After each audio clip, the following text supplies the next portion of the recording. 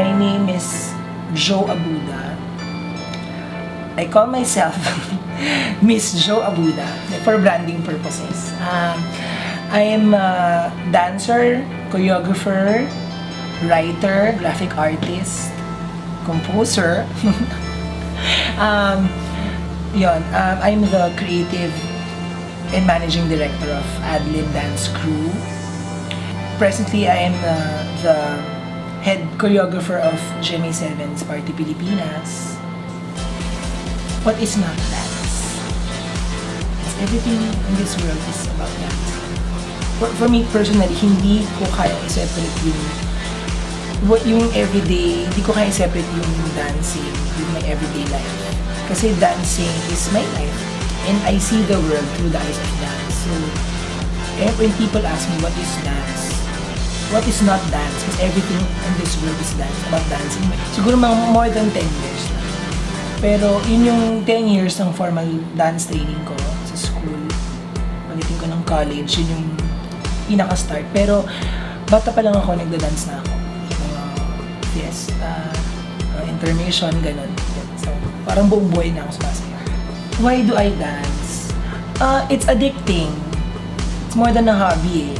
Nung nagsimula ako sa Lingawi, parang weird yung feeling. It's my lifestyle. So, pag tinanong ako kung why do I dance, it's like saying na parang bakit ako humihinga.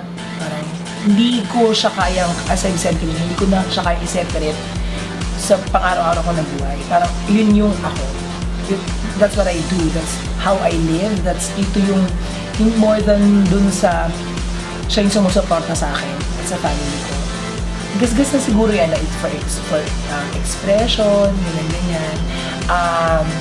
For me kasi yung dancing, yun na yung literally it's me. It's my world, it's my everything. Yun yung the best thing that I do to dance and to choreograph. So pag hindi na ako sumasayaw, hindi na ako yun. Nag-start ako with folk dance.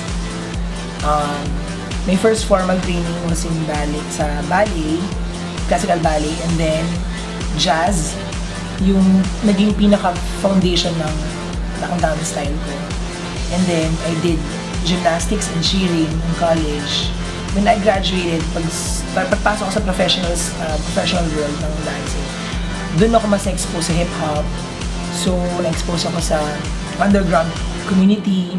Nagko-compete yung group namin, so yun. A little bit of everything.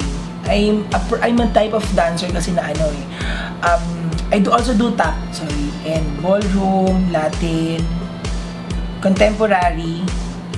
May pre-performance ritual. Siyempre, lahat naman ng performers nagdadasal eh. But ako, I sing before I dance. Tapos may specific song na ako kinakanta. Yun yung first na sinayaw ko kanina sa freestyle, yung Merry the Night. Kasi meron siyang something sa akin eh. Meron akong paniniwala that I'm a perpetual underdog. So, dun ko kinukuha yung yung gusto ko lagi parang malalim. Hindi siya galit eh. Kinakanta ko yun yung isip ko kasi na inaapi ako, isip ko na pangit ako, di ko sumayaw. Tapos kinakanta ko yung Merry the Night sa sarili ko. Kasi yung lyrics na, I'm gonna marry the night, I'm not gonna cry anymore. Parang nilalabas yung song, yung inner fierceness ko na pagsampa ko ng stage, ako na yun. Yung parang andun na ako sa moment na yun. Andun na kasi ako sa edad ko na in 2 years, I'm retiring soon as a dancer. So yun ang plano ko na I'm retiring soon. Pero I will still choreograph. What motivates me, what pushes me forward, nalampasan ko na siguro yung state sa buhay ko na parang I wanna prove something. I wanna prove to the world that I can dance. Hindi siya pagmamayabang eh. Kasi pag nasa pag nasa teenager ka, yun yung gusto mo eh, gusto mong makilala. On your early 20s, gusto mong sumikat. I'm at the dawn of my dancing. Yun nakikita ko kasi I wanna do more eh. I know, yun yung siguro sa dancing eh. Parang, meron siyang inspiration. Parang you can only dance up to this age. Of course, you can dance hanggang mamatay ka, hanggang 90, but Like if you wanna dance in music videos, compete, you can only compete at a certain age. So, kailangan mo tanongin yung sarili mo, what do you wanna do after this, diba? So, nalampasan ko na yung point na parang, I wanna dance to impress, or I wanna dance to express, andun ako sa point na I am dancing because I need to leave a legacy. I want to dance because I want to create, and I want to dance because I want to pass this, yung alam ko, to the next generation. Andun na ako sa transition phase ng buhay ko na nagawa ko na lahat yun eh. Nasabit na ako, natapon na ako, nag-compete na ako, nakoryo ko na to, nagawa ko na yan, nakapunta na ako sa lantong lugar. Hindi yung lahat-lahat yun. Kasi I still wanna dance abroad. I wanna perform sa Madison Square Garden. Why not, diba? Or choreograph. Kung sino mang artist, Hollywood, parang ganyan. Pero yun nga, what motivates me now is to create and to pass what I know to the next generation. Sobra akong believe sa atin.